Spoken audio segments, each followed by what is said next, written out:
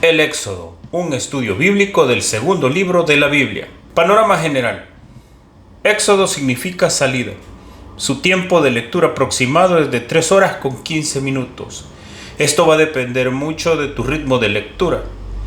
Tiene 40 capítulos y 1213 versículos. Su autor es Moisés. Lo escribió alrededor del 1440 al 1400 a.C. durante la peregrinación desde Egipto hacia la tierra de Canaán.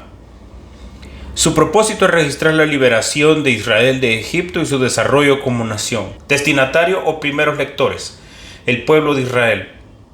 Estilo literario, histórico, jurídico, legal. El versículo clave, Éxodo 3:7. Dijo luego Jehová: bien he visto la aflicción de mi pueblo que está en Egipto, y he oído su clamor a causa de sus exactores, pues he conocido sus angustias. En el libro de Éxodo podemos presentar 3 temas: Israel en Egipto, Israel en el desierto e Israel en el Sinaí. En este video veremos Israel en Egipto. A continuación, estos son los 5 temas que veremos: la esclavitud, Dios elige a Moisés, envía a Moisés ante Faraón, las plagas y la Pascua. Al hablar de la esclavitud de Israel en Egipto, hay que entender que ellos no llegaron como esclavos a la tierra de Egipto, sino como huéspedes, como invitados. Fueron muy bienvenidos por el Faraón que leemos en los últimos capítulos del libro de Génesis. Era muy amigo de José, el administrador de todo Egipto, este Faraón. Llegaron alrededor de 70 personas, toda la familia de Jacob, que era el mismo Israel, con sus 12 hijos y los hijos de estos. Pero 400 años después, en Éxodo capítulo 1, versículo 8, leemos: entre tanto se levantó sobre Egipto un nuevo rey, un nuevo faraón, que dice la Biblia que no conoció a José, no conoció su legado, no conoció su administración, y empezó a tener desconfianza de los hebreos. El versículo 9 nos dice: he aquí el pueblo de los hijos de Israel es mayor y más fuerte que nosotros. Ahora pues seamos sabios con él para que no se multiplique y acontezca que viniendo guerra, ellos también se vayan en contra de nosotros. Hubo una desconfianza. A partir de ahí, el faraón impuso la esclavitud a los hebreos. Pero a veces cuando estudiamos la esclavitud, solamente mencionamos que fueron oprimidos por ellos. Sin embargo, en los siguientes versículos, si los analizamos, vemos una opresión sistemática. Primero, los empezó a controlar laboralmente. Les empezó a asignar capataces, caporales, gente que los inspeccionara en sus trabajos. Después les aumentó el trabajo, hizo que la vida les pareciera amarga, que ellos no se sintieran satisfechos ni con sus propias vidas. Intentó amargarles su existencia. Y número 3, intentó controlar la natalidad, hablando o persuadiendo con las 2 principales parteras de los hebreos, para que ellas disminuyeran la vida de los varones hebreos. Faraón no contaba que con las promesas de Dios, con la palabra de Dios, con lo que Dios le había prometido a Abraham, que haría una gran nación, él no podía contra esto. Así que el sistema opresor del faraón no pudo contra lo que Dios ya había prometido. El versículo 12 del capítulo 1 de Éxodo nos dice que entre más los oprimían, más se multiplicaban. Era la promesa, la palabra de Dios actuando. A pesar de las dificultades, a pesar de las cargas, el Señor cumplió su promesa al pueblo hebreo. Ante esta situación, Dios elige a Moisés. Llama a Moisés. Moisés al principio comienza a ponerle excusas al Señor. Algunos piensan que Moisés probablemente fue tartamudo, pero no se puede comprobar clínicamente la condición de Moisés. Lo que sí podemos analizar es que Moisés puso excusas a su llamado. Empezó a decirle que él era torpe para el habla, que no iba a poder expresarse. Eso sí podemos verlo. Ya cuando Moisés se presenta ante el faraón, la respuesta del faraón llama mucho la atención. El capítulo 5, versículo 2 de Éxodo nos dice que el faraón le pregunta: ¿quién es Jehová? ¿Quién es él para que yo le obedezca? Para que yo haga lo que él diga. Vemos un corazón soberbio del faraón, un corazón extraviado, un corazón que no conoce a Dios.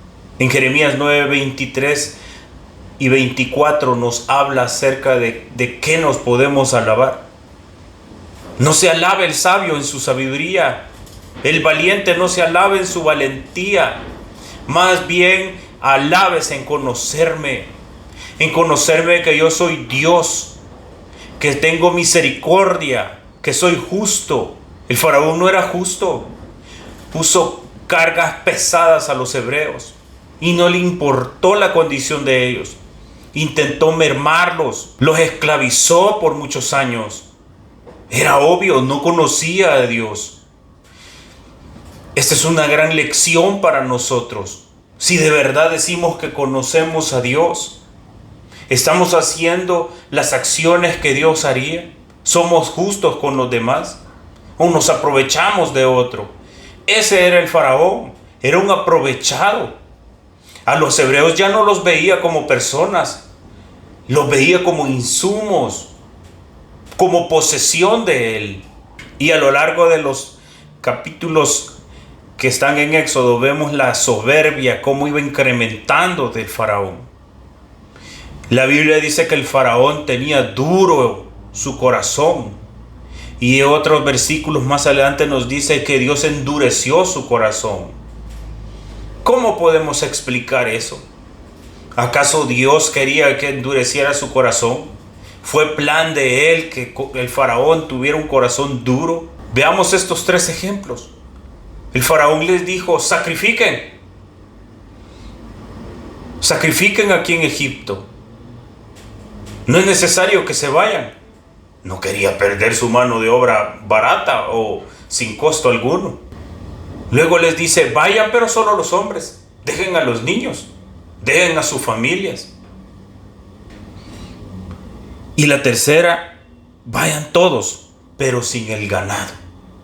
Con estos ejemplos podemos ver que Dios no endureció un corazón blando, sino dejó seguir ese corazón perverso y malvado del faraón.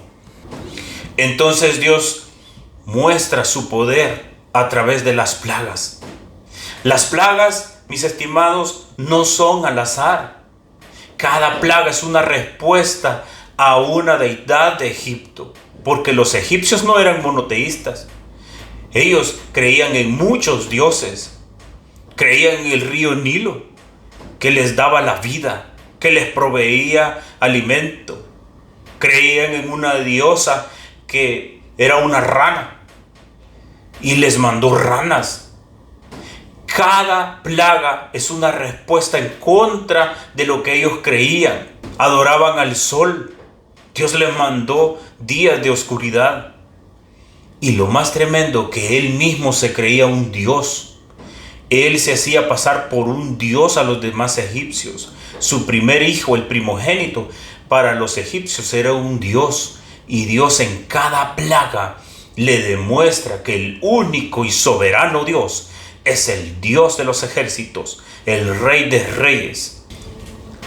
¿El tiempo estimado de las plagas puede ser de 1 a 2 meses? No, improbable, por los días que duraron algunas plagas. Tú puedes buscar en el relato bíblico. Algunas plagas presentan los días que duraron, pero 1 o 2 meses es improbable. 3 meses tampoco, porque al sumar los días y las fechas en que terminó la última plaga no cuadra, ya que menciona procesos agrícolas, menciona la cebada.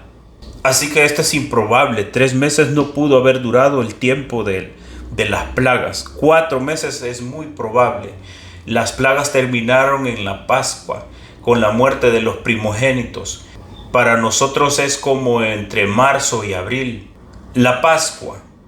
Tenían que sacrificar un cordero y con la sangre pintar las entradas de las casas.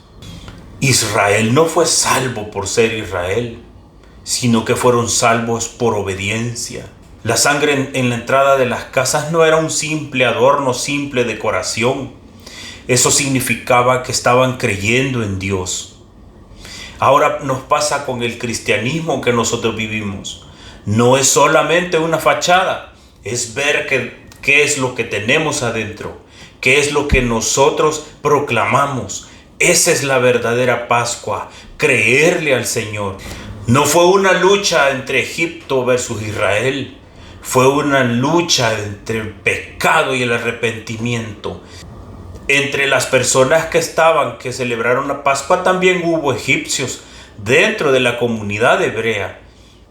Creyeron a Dios y no creyeron a las mentiras del faraón. La sangre del cordero estaba en la entrada de la casa, era visible.